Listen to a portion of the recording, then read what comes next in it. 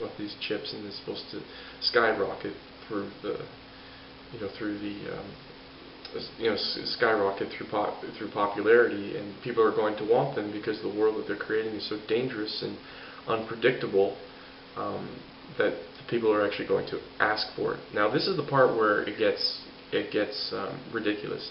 This is when we have to wake up to the world that's around us.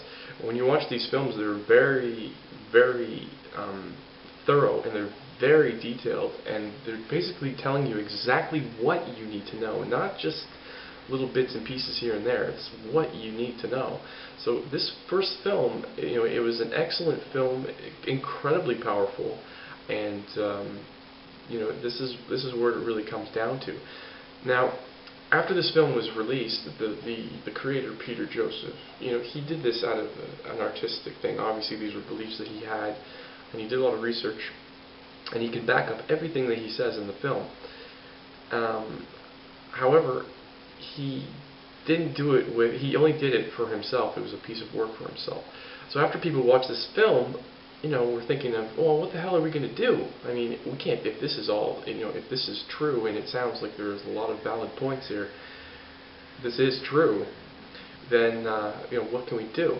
So he created the second film called Zeitgeist Addendum, and that really goes into money creation.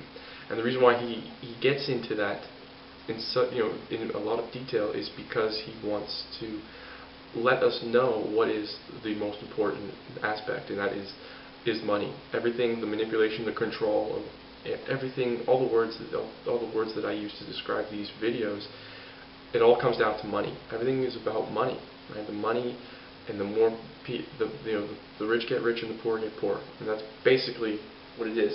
So when I tell you that politicians, they don't want to change anything, that's because they don't. They just want to create these things. The last point I'm going to say is also in this film. There is a man that is quoting something in the background, and he's saying that if you want to destroy a country, how do you do it? And his answer is, well, you can have two approaches. The first approach is you can go in and bomb it and destroy it, but that won't be very sufficient. The second thing you can do is, if you can find a way to get the people to destroy their own country. So, and by destroying their own country, they'll start destroying their own properties, and mistrust and violence and crime and deaths. And that's how you destroy the country. If you create poverty in that country, it'll be destroyed. So everything has to do with our behavior and the way our behavior is created, and that is through our society. If you grow up in a rich area, you're going to have access to many things. If you grow up in a poor area, you're not going to have access to much, which would in turn turn you into a criminal, and basically against your own will.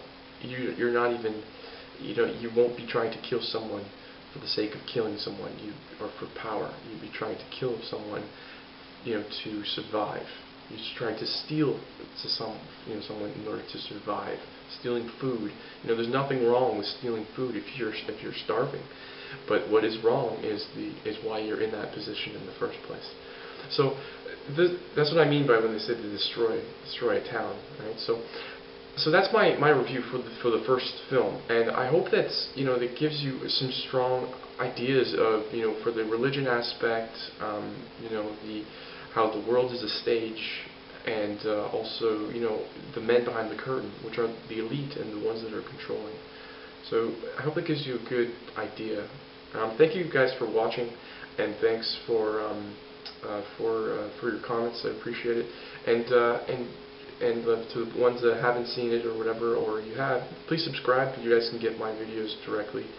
And I'll try to make them better. I'm not perfect, but I'll try to make them better. But so my next review is going to be on Zeitgeist Addendum. It'll probably be done in a few parts because it is kind of complex, and I'm going to try to simplify it as much as I can.